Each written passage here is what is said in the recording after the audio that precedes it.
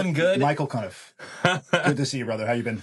I have been well, man. I'm telling you, I have been looking forward to this for some time since the last time we were on, but we weren't in person, right? We were not, and this is a very special occasion.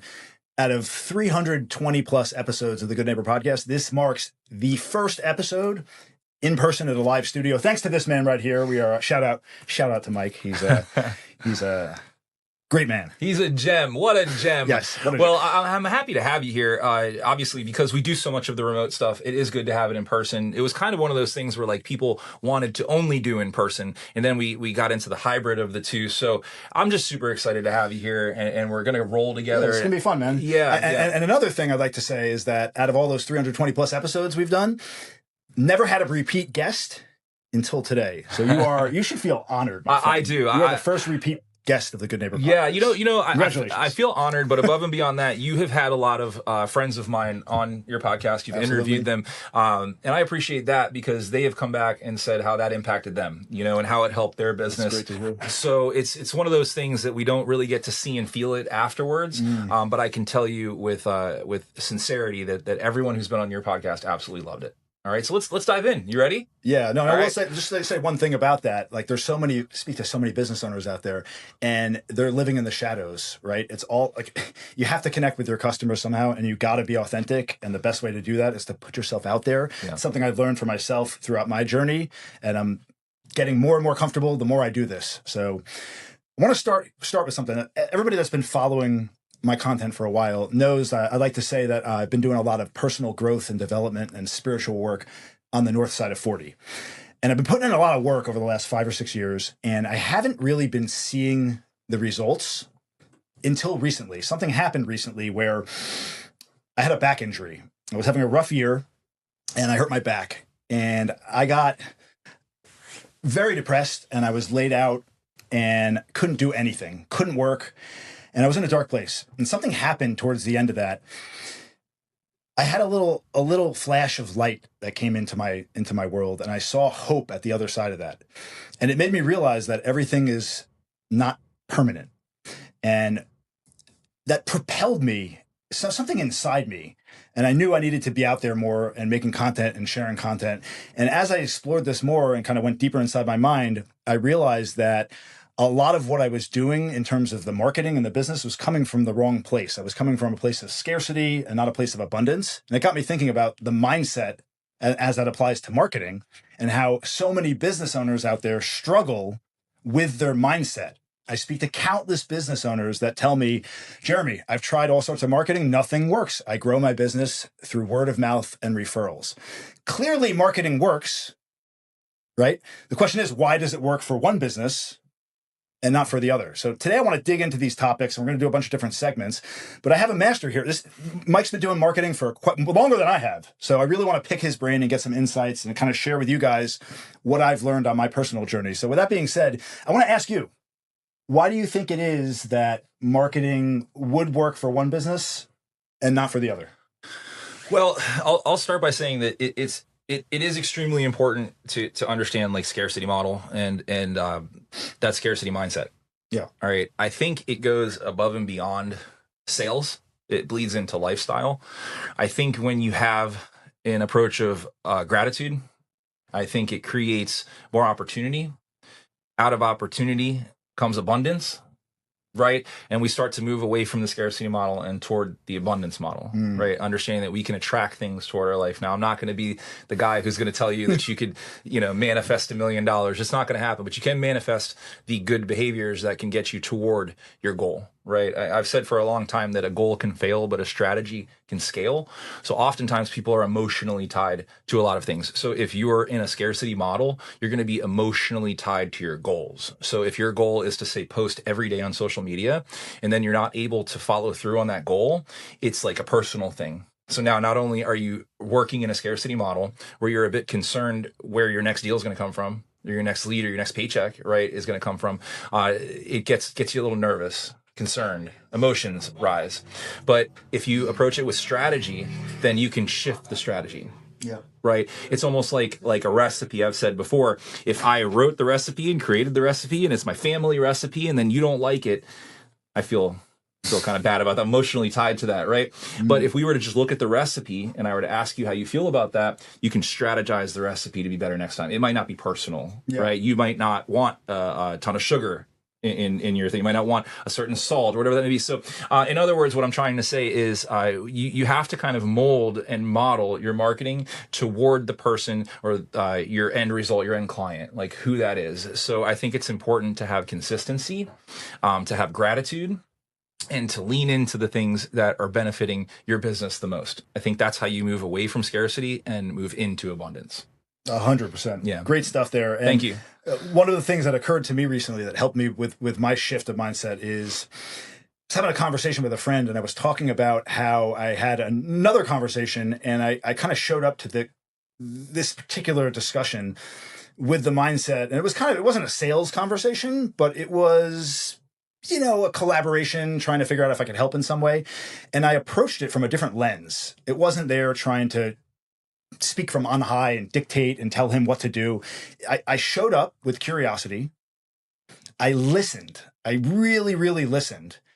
And I tried to see how I could help. What could I do to help? And I after that conversation, I realized, what if I took those principles and actually applied that to my day-to-day, not just in conversations, not just with my wife, but like every interaction that I have with any person anywhere. What would happen in my life if I started doing that? And so I gave it a try, and it's almost like, and you said you don't want to talk about woo-woo stuff, it's like magic starts to happen. Yeah. And I think if you operate in that way in all that you do, and you come from a place of authenticity and you truly believe that, what tends to happen is that opportunity starts knocking on your door, and you just start manifesting. That's it. I'm 100% into that. So I like to get away from the ideas that like it's magic. It feels like magic, and it makes you feel so good, right? It's not magic. But you can't call it magic, right? You have to dial into what that actually is, and that's what we're doing. That's actually what we're doing today. And I think, first off, I got to give you a fist bump, right? Because I think as adults, first and foremost, and then we go more into two men having a conversation. It's not always easy. I just said the other day, I mean, it's tough sport being a man. It's tough sport. It really is. And I'm telling you, you think I'm being, a typical guy. I'm really not. There are a lot of things that go into each day that men do not share, and do not put out there. You ask a friend, how you doing? Great. It's always the answer you're going to get. I don't think I'm ever going to. I'll never tell you like, oh, I'm doing horrible. It's terrible. Which, in most cases you're not. And if you need help, you reach out and you ask for help. But if you're right on that margin of like, I want to talk to somebody, men don't really do that, And you said something that you started being more intentional with the things that you were doing and your habits, right? 100%. Which led you to more clarity in the things that you want. Unbelievable. So you're able to manifest that, and you were able to utilize that in your day to day. You said most specifically with your partner, with your wife, it's absolutely incredible how sales mirror life and lifestyle. Oftentimes people think there's like this serious psychology to it. There's always psychology to every sale, but it's not a manipulative psychology. It's a simple set of standards and things that you can do every day. Consistency. We go back to that. These consistent things that you can do day in and day out. Consistent habits, right? Compound tremendously in short periods of time. Yeah, it could be something, and I'll get away from the sales. It could be something as simple as maybe picking up the house when you get home and not realizing that little simple thing might help your wife to have a better day, or vice versa. She might pick up something for you. Speaking of that, let me go on a tangent here, because this is powerful stuff. Yeah. I had this hernia. I still have pain through my leg. It's a L5, S1 lumbar disc pain, whatnot. And I took my son to Chick-fil-A the other day, and the leg started throbbing. And all I wanted to do was get home and lay down. And I was at Chick-fil-A, and often in the past, the pain would hijack me, and I would go down that rabbit hole. And I felt myself kind of getting sucked back in to my old identity, this scarcity mindset identity. And instead of getting worried about it and afraid, I engaged it, and I actually checked with ChatGPT and started curiously approaching it with curiosity, asking it to like, what's going on here from a physiological standpoint, from a psychological standpoint. And what happened was I felt at ease. I was like, okay, this will pass. It gave me some cool grounding exercises. It explained that wasn't the time for productivity. That wasn't the time for insight. That was the time for reflection and grounding. So I went home and I noticed the kitchen was dirty. I really wanted to go upstairs and go to sleep, but my wife had mentioned before she went to the gym that she'll take care of it when she gets home. I made a decision, and my mom said, I'm not a man that leaves these things for my wife. I want her to come home to a clean house. So I cleaned the kitchen. Something magical happened in doing that. Through the cleaning of the kitchen, the pain subsided, And when I was done, not only did I not want to go upstairs and lay down, I wanted to go work, and the creativity, the insights started streaming back. So like just to speak to how this translates to running and owning a business, when you get your house in order and you get your mind right, this stuff translates and you start getting downloads and insights. It's really incredible.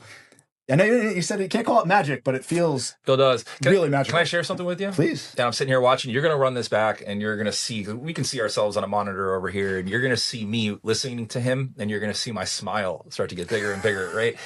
I'm going through the exact same thing you're going through. I play hockey. There was a week I played 4 games in 1 week. One of them was at the Amarant. And I had something happen with one of the players, and my thigh, my leg had kind of gone backwards, the opposite direction that I was skating. Flash. I saw a flash, and I didn't go to the ice. This guy was chirping me. I'm just like, stop talking to me. Like there's something wrong. And I went to the bench, and my lower back, my lumbar, I mean, I could barely move. I even continued playing the hockey game. I now have the same numbness going down the side of my leg here. I've learned about how it's interconnected to your pelvis. I won't go off on a tangent because that's not what this is about right now. But you and I have an extremely similar scenario, and we never talked about this like prior to going into this. So I'm fascinated to hear you say it because I'm going through something similar. And if we're sitting next to each other and don't even know that, so that goes along with like, you know, talking and putting it out there. I'm sure there's people that are going to watch this that are going to have kind of the same feeling, that are getting into this and saying, you know, man, I'm just getting old, or I'm not. You just got moving. You got moving again, and you feel better. Yeah, as long as it's not emergency pain, right? Yeah. If you're in pain that requires medical attention, obviously, right. So much of the pain and the suffering that we face, it's unnecessary suffering, right? You don't need to. I'm learning every day how to leverage discomfort, whether it's pain, stress, anxiety, and use it as a tool for growth. And when you do that, you change your mindset around it, it just feeds into everything else. So it's really... how is this showing up in your day-to-day content? So recently started. So I realized that I've been through, I'll be 46 soon. So I've been through the blender, had tons of life experiences. Good, there's bad, people that ugly. Are going to see this that are going to be like, "Are you kidding? You're like young. You're a whippersnapper." But I've always had like all these little flashes of insight, all these ideas, all these things stored inside my head. And there's always been a lack of clarity and kind of funk around it. And trying to access it has always been a problem. And it's bled over into every way I showed up as a human being. And this thing with the back injury, I say it's the best thing that's ever happened to me because of the clarity I have now. When I was able to reframe that in my mind, it's like the floodgates opened and all of these insights. And I said to myself, I need to share some of this with humanity. If what I'm saying can help one person out there, I need to get it out there. And so I made that Instagram video. I don't know if you, so just me talking about these things. I follow along. I see it all. I love it. And that was like the start of it. And I was still unclear. Like I do marketing. I wasn't happy doing marketing. My clients weren't happy. Nothing was really going well. And I was looking for an escape plan. And through this, I realized like I thought maybe I needed to pivot and not do this anymore. I had never really defined my life's purpose. I had never really thought about why I'm on this earth. And it became crystal clear to me, I'm here to help people, right? And what's the best way to do that? Well, I'm already in a business helping people with marketing. And once I changed the frame around what I was trying to do and stopped thinking about making money and this whole scarcity mindset and just taking the pressure off that and saying, okay, how can I show up, listen, and help and be of service?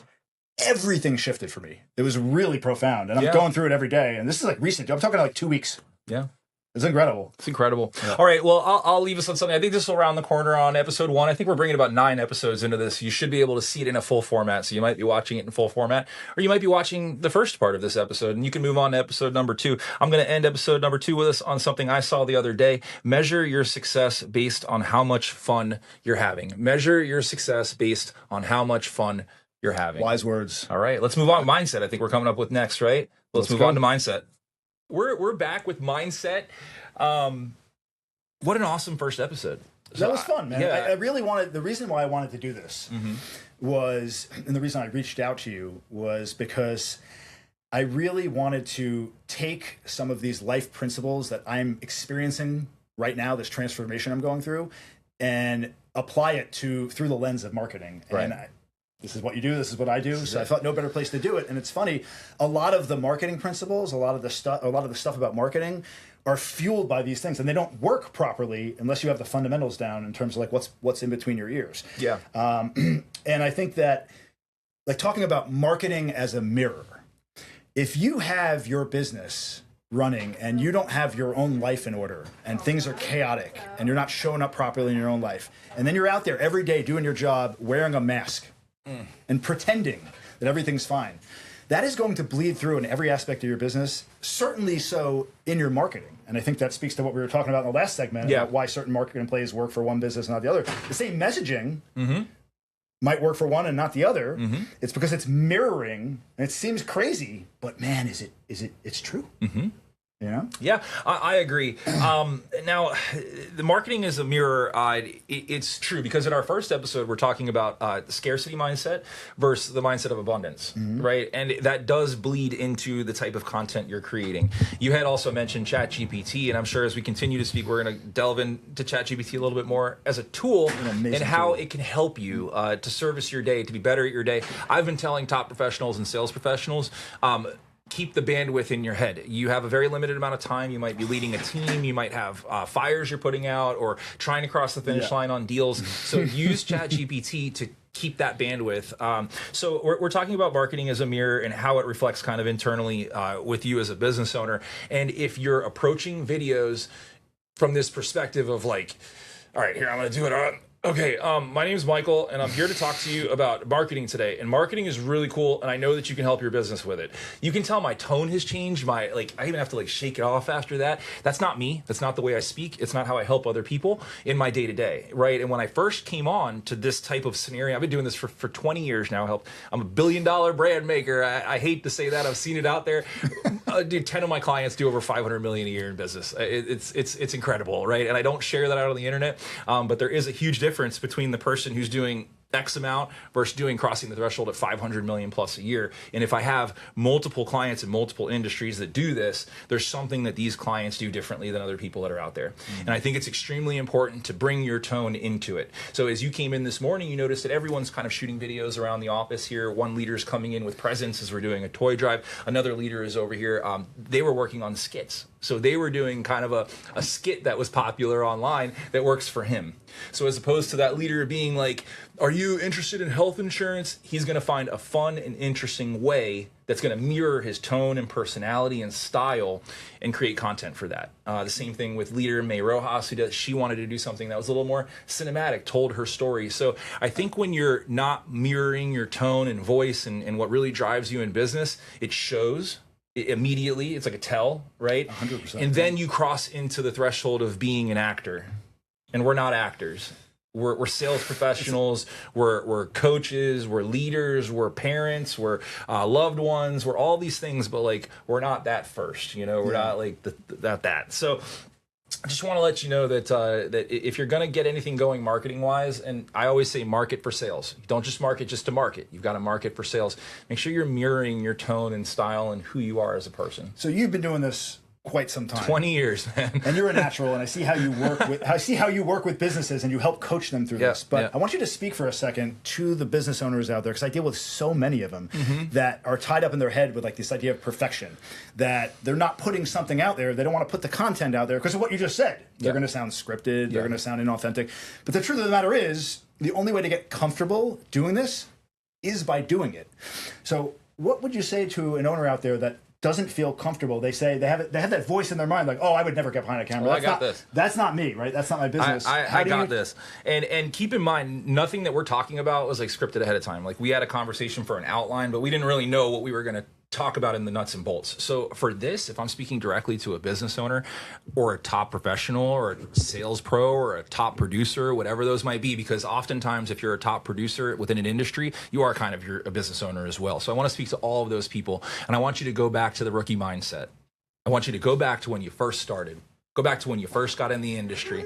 You weren't afraid to pick up the phone. You weren't afraid to smile and dial. You weren't afraid to walk up to somebody and shake their hand and meet them. You weren't afraid to put yourself out there and maybe look a little silly. And that's how you do the rookie mindset. You get out there, you get going, right? And then what happens is at some point along the way, we take ourselves just a little bit too seriously. Yep. Right? We believe that we have to be this polished, perfect person, okay? When you're a rookie and you don't know anything, you run right out of the door.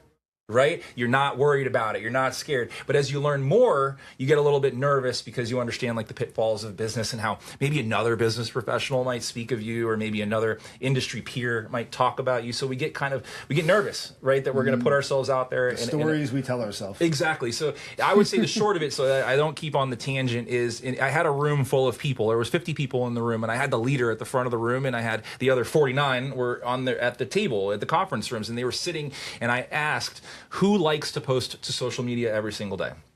Everyone. No, I don't like to post to social media every day. Who does post to social media? Oh, sorry, I yelled that. Who does post to social media every single day? Guess whose hand went up? Out of 50 in a room, did the 49 agents go up, or did the leader's hand go up? You tell me. The leader's hand went up. He posts to social media every day. Of course. Now I asked him the same question. Do you like social media? No. I don't like social media. Doesn't ever go on it and look at anything. Doesn't matter. Uses it as a vehicle. Right. Uses it as a vehicle. I schedule my media days. I batch my content. I post consistently. Part of the strategy we talked about. That's it. So that's who I'm speaking to. Is I want you to think about like the rookie mindset that you had when you were young, and you just break out of the door and it did not matter. I could walk into a room full of people and speak to them. It was okay. But as you move throughout your career, you get a little bit colder toward that style. I would say bring the fun back. So if you listen to episode 1, it was whatever you do, make sure you're having fun with it. And that's part of it, is bring back the rookie mindset, have a good time, poke a little bit of fun at yourself. Humility is extremely important on social media. And I've never met a salesperson, a top level salesperson or business owner in my life that doesn't have a sense of humor. Yeah. Every person who excels in sales has a crazy good sense of humor. Yeah. Childlike sense of wonder. Even if they're not the funniest people on the planet, they're able to keep you at ease, to keep you smiling, to keep you nodding, to keep you going. Interesting, right? I think an important component also, something I've been learning, is the idea of vulnerability, right? We're all showing up in our lives and we're all wearing masks to some degree, putting on a performance. And the way to, from my experience, to eliminate those masks is to open up. And I think a lot of people are missing community, a sense of connection. Everybody is so plugged in nowadays with the phones. We feel like we're all connected, right? But we're not. No. There's no human connection. What I found in the men's work I've done, getting together with groups of guys, like, doesn't matter what level you're at. You could have the most successful people in the world, hundreds of millions of dollars. They still have their shit. They still have problems. They still have stuff going on. And I think when you're able to open up about these things, it really makes you more clear. It makes you stronger. It makes you more human. And that's what resonates with your audience. People don't want perfection because they're not perfect. They want vulnerability. They want to see flaws. And that's why the best content out there are the people that are just authentic. And there's something about that. There's like a hidden magic that draws you in when you see somebody that's truly coming from a place of authenticity, where they're just an open book. Like, I don't know, you know Joe Gondera? No. He's just a great guy, does a lot of work with brothers, does a lot of courses, a lot of training with men. The first thing I noticed about him, you as well, is this vulnerability. It's just, I am an open book. What you see is what you get. There are no masks. This is how I show up in my daily life with my family. This is how I show up when I meet somebody for business. And that resonated with me on such a deep level and gave me like the warm and fuzzies. And I just realized that that's how you want to operate in this world. Yeah. Now, irregardless of religion, I want to throw something in the mix. I think every single religion says no perfect people allowed. I don't think there's any religion on the planet where they're like, you got to be perfect to be here. You don't. You literally come in with flaw, right? That's the whole point. So I want you guys to think about that. We're not going to go into to theology and religion and everything else, but I want you to think about it. There's kind of an irony there in that there's power and purpose, and that there's no perfect people allowed. So think about that. There's a parallel, right? Absolutely. Sales and life. Sales and life. So let's keep going. We have another topic here. Let's get into our next topic. So we're doing marketing as a mirror. These all bleed into each other. Let's see, where are we at? Let me ask you a question. So avoidance and inconsistency, overthinking, that perfection, it can kill momentum. So like we were talking about like how perfection can kill your ability to get moving. But let's say you are already moving. How does that stuff affect your momentum? Does it slow you down, speed you up? What does it do? So avoidance, inconsistency, so the question we have here, because we sorry did guys, prepare. I got stuck in my own head for a second. We're not perfect because we're having a good conversation, right? And I hope you guys at home are too. And this is a good opportunity for you to drop a comment or to tell us what you want to hear us talk about, or if any of this stuff's resonating with you, please comment, share. So what we're saying is like avoidance and inconsistency, overthinking, that perfection mindset that we were just talking about. How does that kill momentum? Like, what does that do to momentum? Does it kill it? Does it crush it? Slow it down? What does it do? Of course, it kills it. It stops you in your tracks. It makes you freeze. What you need to do is just be decisive and act and move forward. If there's a thing that you know you need to do and you don't want to do it, the longer you ruminate with that, the more it's going to stop you in your tracks. You just do the thing that you're going to do. And for me, it's like I recently started really structuring a calendar system that was like, if it's on my calendar, it will get done. I'm not perfect with it, but that helps a lot. So if you're struggling with organization, that's another thing. I speak to tons of business owners. They're all over the place, Mike. Yeah. Like they don't have it. Like get a system together and document everything on the calendar and get in the habit of when it tells you what to do, you just do it. Then you don't have to think about it. You're cutting out the hard work. Right? The thing pops up. It's like you need to make a cold call, whatever it is. You're going to cold call. You're doing cold calling. Nobody likes cold calling. Block it off in your calendar. Get in the habit of doing it. When it pops up, you do the thing. And actually reminds me of a quote that I heard from Chris Williams. It wasn't Chris Williamson's quote, but he said it from another quote on the Modern Wisdom podcast. And this has become really relevant in my life right now. And the quote is this: it's the magic you've been looking for is in the work you've been avoiding. And when I heard that quote, I was like, okay, sure. It didn't hit. It just didn't land at that time. I heard the words, but I didn't hear the words. I didn't embody what it was saying. And these last couple of weeks, it just hit me. And I was like, holy shit. Yeah, it's so true. It's so right. Yeah, this isn't rabbit out of a hat magic. This is life-changing magic. It really is. Yeah, that's so cool, man. I think that's awesome. Well, we're rounding the corner on another episode here. Again, if you're watching this in its entirety, we're going to flow into the next one. But we appreciate you watching this. Don't forget, there is a 1. This is number 2. We're going to flow into number 3. We're going to talk about right message, wrong mental state, and a little bit of consistency versus inspiration. So we're happy to have you here. We're going to keep it rolling, and let's go. I appreciate you sharing that because I have been going through those same issues. Not the same. Listen, I don't want to say the same because when you tell someone that you're going through the same thing they're going through, it really minimizes their stuff because I don't really know exactly what he's going through. But it has been hurting. So we've got mind over matter, back pain. Yeah, we're starting. We're actually starting number 3. Speaking of back pain, if you're suffering, I didn't read it yet, but somebody that I respect recommended a book called Mind Over Back Pain by John Sarno. I just ordered it on Amazon. I'm going to read that because I think this speaks to what I talked about earlier about leveraging pain to your advantage. And I really wanted to dig into that. So just a plug for John Sarno, whoever you are. Let's go. Hope you're doing well we're already starting with a shout out, John Sarno. And I think that this is extremely important, the title of what you said there, because we're going to talk about the right message and the wrong mental state. We're going to get you to dig into that a little bit. And then consistency versus inspiration. So we are doing a series here. It's going to be a full series, probably about an hour and a half in its totality. But we're at series number 3. We're at part 3 of this. So as we're diving in, if you feel like you're a little behind, you can go back and watch episode 1 and 2. And you might be watching this in a full format. So we'll just keep rolling into the next episodes. But yeah, let's keep us going. What do we got going on here? Let's get the magic list out here. So right message, wrong mental state. I mean, these things are all connected. Yeah. And right message, wrong mental state. Have you been in that situation before? Not being preachy, we're not like tell us your story. I'm just want to get like the mindset going and the mind flowing to maybe some situations or relationships that you've had and how this might affect it. So yeah, we're gonna dive in. I feel like this is gonna be deeper than the first 2.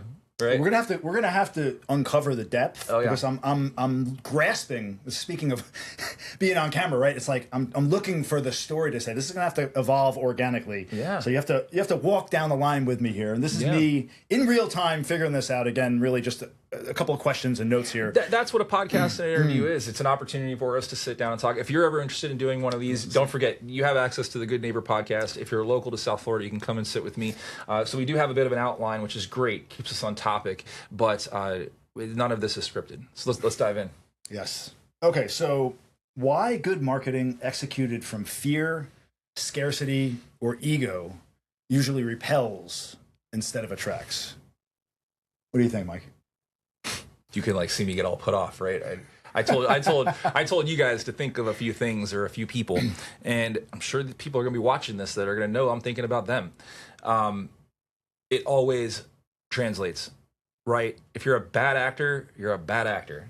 If you're a good actor, you're a good actor. Yeah. A lot of actors do things that connect with people. You could be a villain.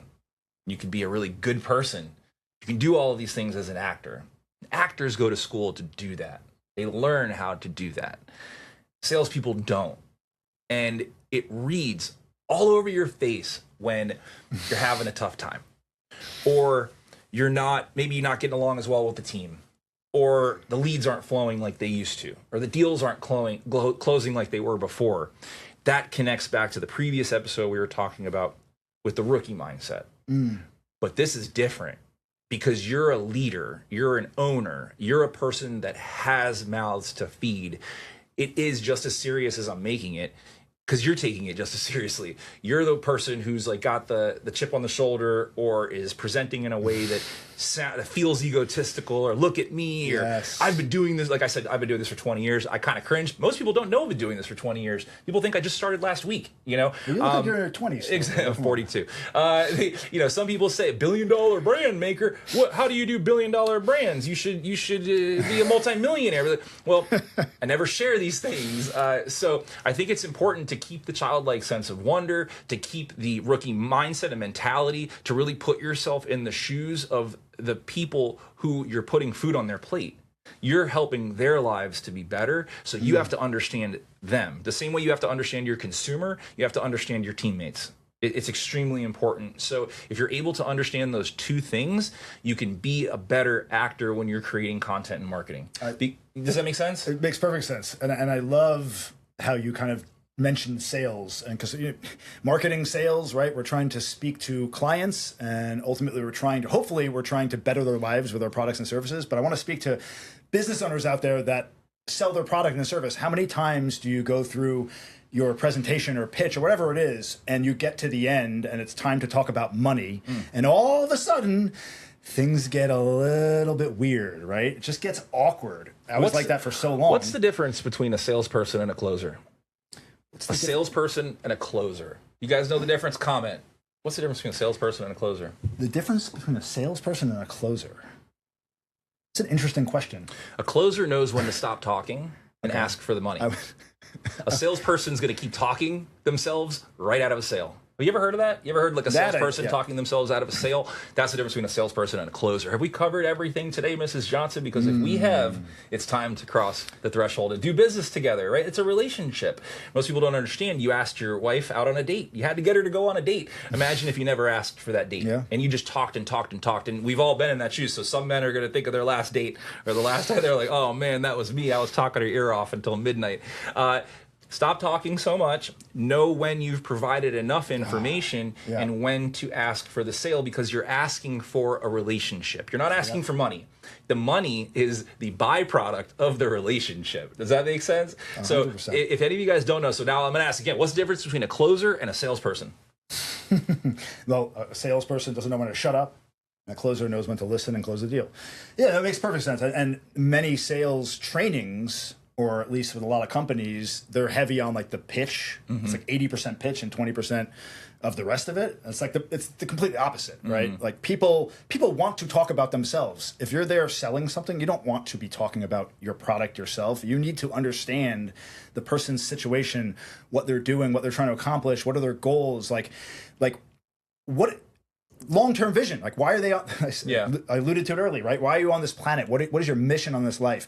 I think so many business owners out there are unhappy because they don't have that defined, and they're doing something that's not aligned with whatever their purpose would be. Right. And once you get clear on that, things start to align.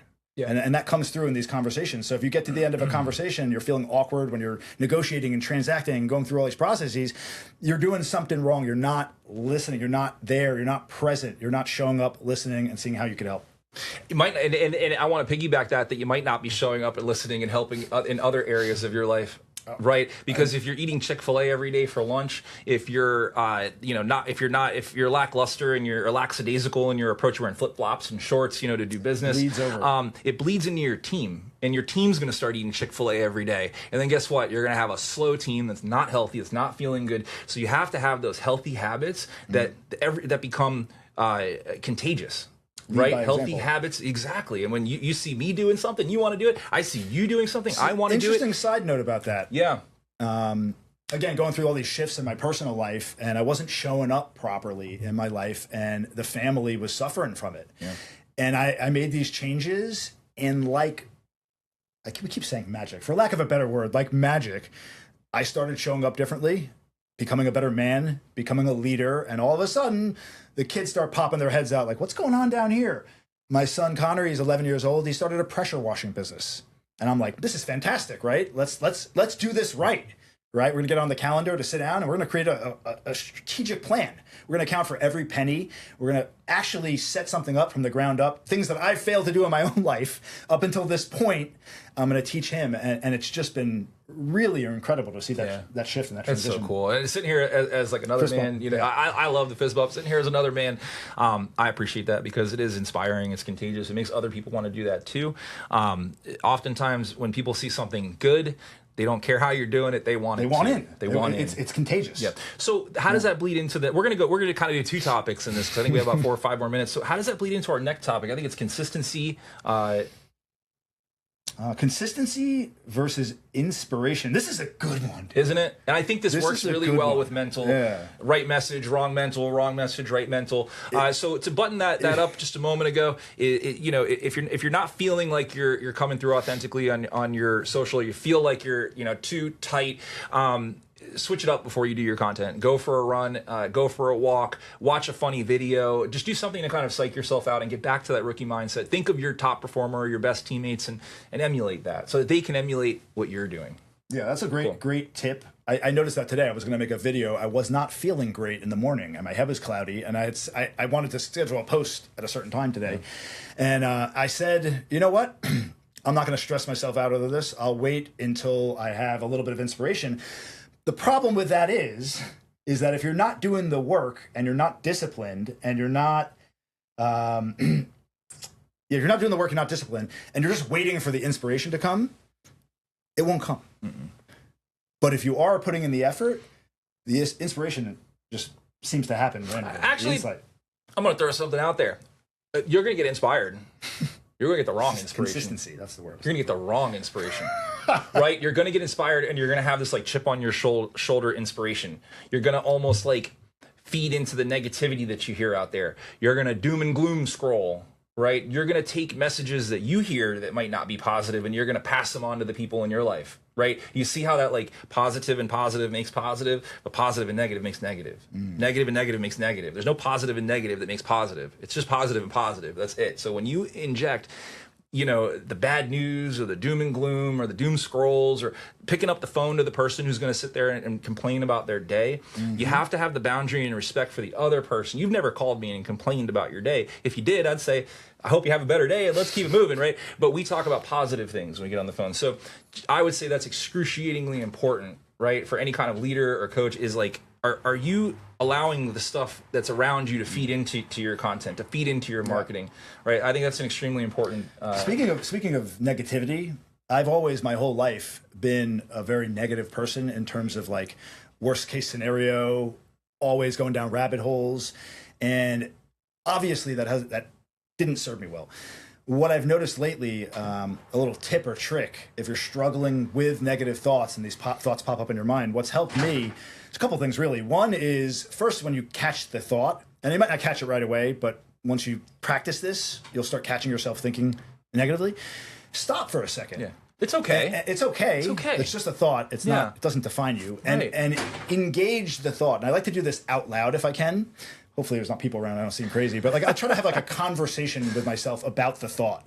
It's like, oh my God, this might happen. And you're like, huh, that's interesting. Why might that happen? Like, where are you coming? And the act of that conversation, it's so silly. A negative thought can't survive daylight. It can't survive laughter and it just magically watch it go away. And I heard something on Jay Shetty's podcast the other day. Even deeper than that, it's like when you get the negative thought, you're in an emotional state. You can't really think clearly. He said, you put a pin in it. And then when you're clear later, then think about the thought and see what it really was trying to tell you. And oftentimes it means nothing, but sometimes it might even be trying to tell you something about yourself and how you can grow. Yeah. And like use that to leverage your growth.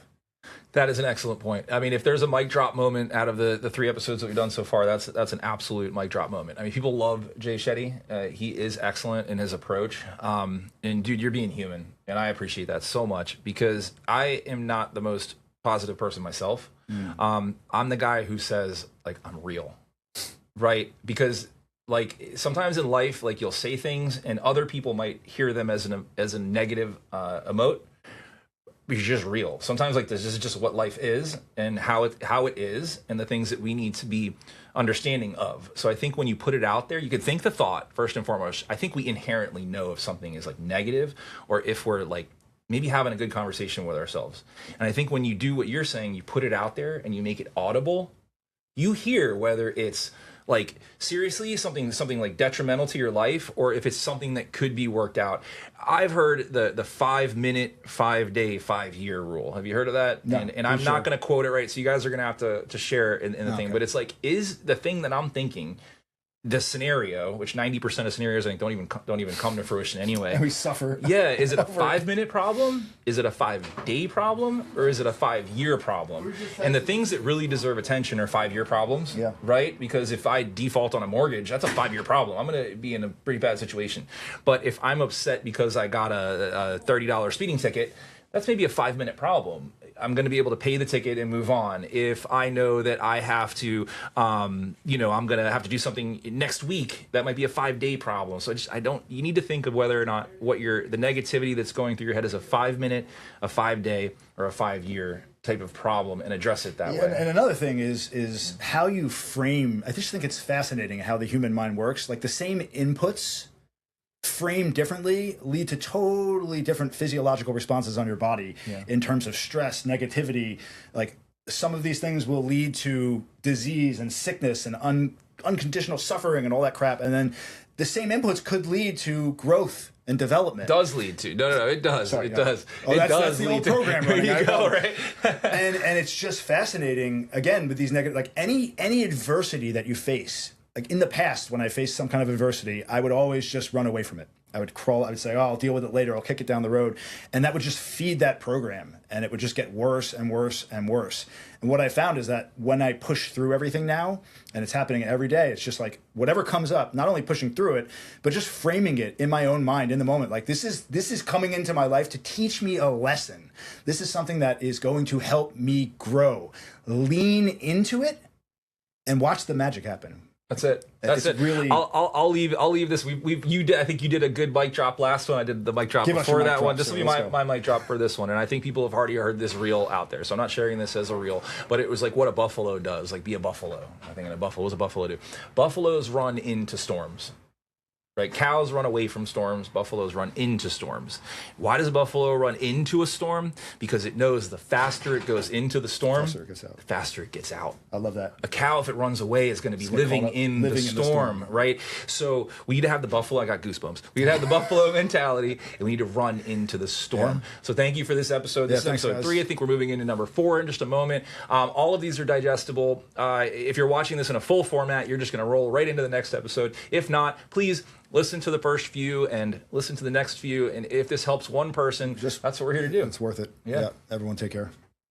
So this has been an incredible series. I have to say thank you for pushing this along. We even thought about the inconsistencies and how business owners think. We both had a pretty busy day, and we were concerned that maybe we wouldn't be able to do this, or you push it off for another time. But we both looked at each other. We said we can't. We can't push it off for another time. Time is now. Yeah, and we even got to a point where we were both kind of, you're going 100 miles an hour, and I'm going 100 miles an hour, and it's like, is everything good? Is everything going the right direction? But then we realized that's what it's going to take to get through. And I mean, you were like, are you comfortable with this? And I'm asking you, are you comfortable? So communication is extremely important too. So hopefully you were able to watch the first few episodes. If this is a full episode, you're just rolling into the next episode. But we were talking about quite a few things. I mean, we've gotten into mindset, how it sets the ceiling, marketing as a mirror, the right message, wrong mental state, consistency versus inspiration. And now we're gonna round the corner with our series here. We're gonna talk about personal transformation and business growth. We are gonna tap a little bit into social media and authenticity. philosophy, and then we're gonna talk about some practical takeaways and how top producers are applying this. So let's dive just right into it. I mean, you've been going through an incredible amount of transformation and growth and the stuff you've been doing. So how has this personal growth directly translated into clearer marketing, better storytelling, and stronger authority? Why that business is scaling sustainably? So for me, it comes back to consistency and discipline and making a decision to go all in. I truly believe at the core of my being that every human being has within them the potential for greatness. We all have hidden potential. And unfortunately, so many people live their entire lives without tapping into that potential. And I was one of those people until recently. A lot of us are, right? I mean, and the more belief you have in yourself, and that doesn't come from just from faking it until you make it. You have to be disciplined. You have to do the work. You have to. For me, it was just getting up early and buying in. I'm doing a 31-day challenge right now. Just really putting the work in and showing up every day and making a commitment, even when I don't want to do it. This is important because I'm also working with my brother right now. And you're a family man and you're doing so many life, right? Yeah. And it's like everybody who's going through this growth and you always reach a roadblock. You always reach a point where you're just like, I don't want to do this. Like, I can't do this anymore. And if you turn around there, that could be your defining moment, right? That one thing could propel you to greatness. That one thing. Yeah. And that's why you always got to keep pushing forward. And that's translated into my business more than I could ever know. The insights that are coming, you mentioned ChatGPT earlier. I mentioned ChatGPT? Me?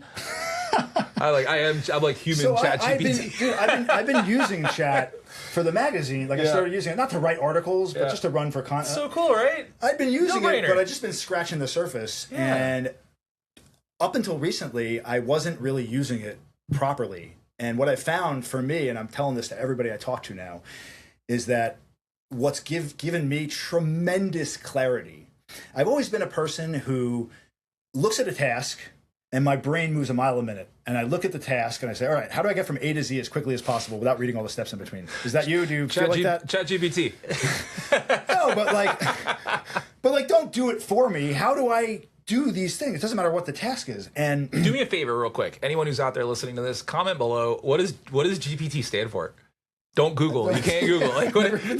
Don't Google GPT. What does GPT stand for? So while he's telling his story, I want to test. I'm trying to think of a good acronym that I can think of. But yeah, always trying to get from A to Z. And then what happens is that when I try to actually dig into the steps, I get overwhelmed because I want to get to the end and I rush through it. And the more overwhelmed I get, the more confused I get, and I just abandon the task.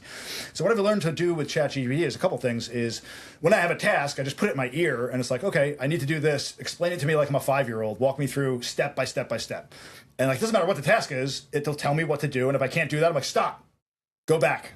This didn't work. Where do I go now? And the more information you give it, the more useful it becomes. And so the way you set it up, that's been huge. Another thing has been I've always kept all this stuff, this junk stored in my head.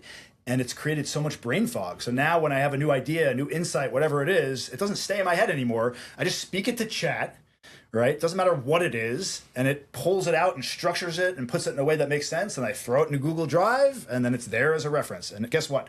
It's not in my head anymore. I have more room for new insights and new ideas and new downloads. And the more you do that, the more insights come. It's like you're a channel. That's it. It's incredible. Yeah. It's been transformational. So, I'm going to do something for the audience really quick that I hope is impactful. All right. Generative pre-trained transformer. Okay. These are built on large language models. Okay. Most people don't know what a large language model is. Think of it in terms of circles. So this is what I do when I have a board in front of me and I'll make circles. And like this circle is human grammar. This circle is law. This circle is real estate. This circle is finance. This circle is math. I won't continue on the tangent. You get it. It takes all of these language models and puts them into one GPT, right? As they get bigger and better and evolve, all the programmer is simply doing is adding more language models to the process. So it's going into an archived processes that every human has done and is airtight. In other words, like if you're going to ask it semantical things, like how do you feel about the president of the United States, you're not going to get an answer. I have literally at the beginning of it, I have chat bias. And I have screen bias of this where you see how humans affect other humans. But if you're asking for an understanding, like you said, to understand physiology, to understand how my back is going, how I can rebound from this, how I could be have a healthier life, you're going to be tapping into language models. Tapping into it's human life as it exists, you know. So I don't want to get like super high level, but when you're prompting, it's important to tap into the different language models. In other words, like I have to explain to ChatGPT, I give it my full name, I give it my age. Oftentimes I tell it I'm a male, right? Like I need it to know who I am. Also, I might be working on Meta or Instagram, right? I get painfully specific. I tell them the type of reel or video I've created, and I tell them the message or the end consumer that I'm trying to reach. Now, it's going to go into a language model of English, a language model of grammar, a language model of social media, a language model of content, and it's going to turn it into one giant circle that all of these language models are built into. This might be high level in terms of a podcast, but I know there are people that are going to listen to this and be like, this dude is like spot on how these things work and how they generate. It's fascinating. It is. And once you learn how to prompt properly, it has been absolutely life-changing. Oh, yeah. I mean, we have integrated enterprise-level GPTs into businesses and corporations where we train them on the industry and model. Wow. And they're not becoming the salesperson. They're not replacing the marketing person. They're just like... amplifying the human element. 100%. And exponentially. Right. Yeah, So like if I have bandwidth to respond to... This was early in my career. I had one of my clients reach out to not early in the career, but early in ChatGPT's career. There was an email I got that was very specific, and I went off on the, all right, this is how I feel about the email, and I'm going to respond this way. This is how I'm typing, you know, and I get like a paragraph in, and I'm like, why am I typing like this? It's 9:30 in the morning. I just had a Celsius. I'm starting my day. I'm overwhelmed with emails, and this is the tone I'm going to put into the business owner I'm about to respond to, who literally was just asking a question. So I went to ChatGPT and I gave them the email, the context, and everything in between. It might have been one of the very first conversations I had. And it said, Michael, humans are more interested in creating problems or being right than they are in finding solution. So I kept telling you, well, I want to like stick it to them on like how I'm right. And by the end, it was able to show me how my own tone wasn't right. So you see how it created a better habit for me?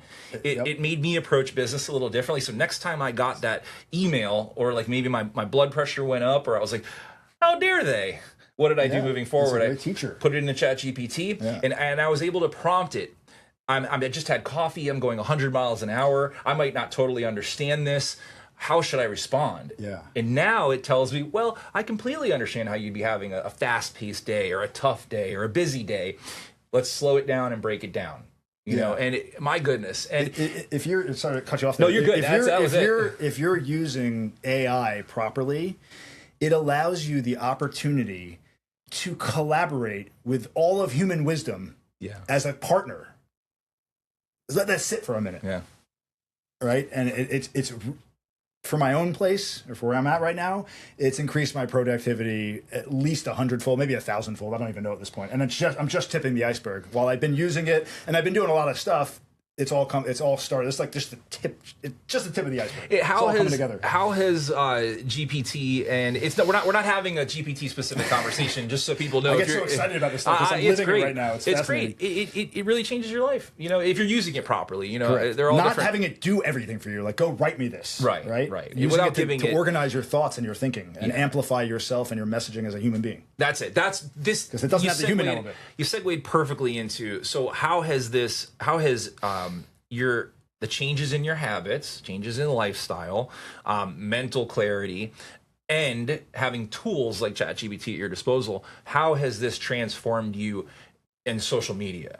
Or, because in our first episode, we're talking about kind of approaching it with a scarcity model. We're kind of giving you the recipe on how to kind of feel better. It just feeds into, what's the result? It feeds into the confidence, the belief, the conviction, right? The purpose that I have. And when you're operating from that place, you come across as more authentic in your content. Wow. And that's good marketing. That's what resonates with people. So we, like, in a roundabout way, like, it's going to be probably like an hour and a half video. We, like, in a roundabout way, gave you the blueprint on how to go from scarcity to abundance, right? We didn't tell you the exact roadmap. I mean, obviously, we'd have to dive into you personally as a person, things you do in your life. Yep. But it sounds like this is kind of giving the roadmap for it. There's a roadmap, but it doesn't come cheap. There's a lot of work that you have to do. You have to do the deep, dark, ugly work on yourself. And so many people I talk to, business owners, everybody, they want instant gratification. We're set up for a society geared to all our kids today. Instant dopamine, instant gratification. Yeah. And good things come through effort, discipline. So there are no shortcuts. You could listen to this podcast and tap into some of these tricks and tips, but until you implement them in your life and create structure and live it, nothing will really change. Yeah, and let me know if you agree. And what he's referencing in terms of like that it costs a lot to do this. He's talking about digital currency. He's talking about life currency. Yeah. He's talking about relationship currency. He's talking about the trade-off of it's not time and money. It's that if you find more success in your life and you're happier and you're healthier and you're doing well, the rest of that's a byproduct. And I know it sounds cheesy and 100%. Silly. It's not. It's not cheesy. I promise you. You know, they say that like it's lonely at the top. It's lonely at the top because those are the only people that have that mindset. And it's very difficult to continue answering the phone or continue having conversations or entertaining conversations because you want the best for people. Yeah. And you want the best for human beings. And it's hard, it's painful to sit and listen to a person who is leading themselves to the area that they have gotten into. And then they want an answer for how they got there and don't realize that it's this model. So I'm going to point right at you. We're pointing, and I want to ask you, so if both of us are pointing right now, we're pointing, how many fingers are pointing back at us? Right? So, see, I'm going to turn it around. There are 3 fingers pointing at me right now. So when I point at you, I'm pointing one up at God because we got to give him some love for this, right? For these situations. But I'm pointing at you. But guess who's really to blame? The 3 other fingers that are coming back toward us. So we need to take the blame and stop pushing it on other people and putting it back on ourselves threefold. All right. So I know it's kind of preachy and a little, you know, it's preachy. I'll leave it at that. But it's real. Yeah, it's real. And another thing I'll leave everyone with, it's stop blaming externalities for your situation. These are things that you cannot change. You don't have the ability to control other people. You don't have the ability to control events. The only thing that we can truly control, I tell this to my kids all the time, is ourselves. And once you start acting in the world this way, the things that you were trying to control, they start changing around you. It's good stuff. So everyone, thank you so much for tuning in. Michael, thank you for allowing me to come in here in the studio. This has been really... It's been absolutely incredible. Really wonderful conversation. I'll tell you, there are so many takeaways from what we spoke about here. So if you're watching the video in entirety, I'm sure you're gassed up. You probably want to run through a wall right now. But marketing doesn't create success. It amplifies what's already there. And when your mind is right, marketing becomes leverage, not resistance. Beautifully said. Okay. We're going to have a link below. Please follow the Good Neighbor podcast. Please feel free to follow me. I've created a community on School. We have almost 200 members. It's absolutely 100% free. We've got digital courses. This will probably be one that's on School. And you get to learn from other people that are successful within their industries. They might have the right mindset you're looking for, the healthy outlook you're looking for. But at the end of the day, there's going to be a takeaway there and something that helps you grow. Absolutely, brother. And if you're a business owner out there and you're stuck, or maybe you're having an issue scaling, or maybe anything we were saying in this has resonated, right? Reach out anytime. I'm happy to have you on the Good Neighbor podcast platform to do an interview and get a taste of what this is all about. And if there's any way that we can help in any other way, let us know in the comments. We appreciate you coming with us on this journey, and we'll look forward to seeing you all next time on the next episode of the Good Neighbor podcast. Everyone take care. Stay blessed.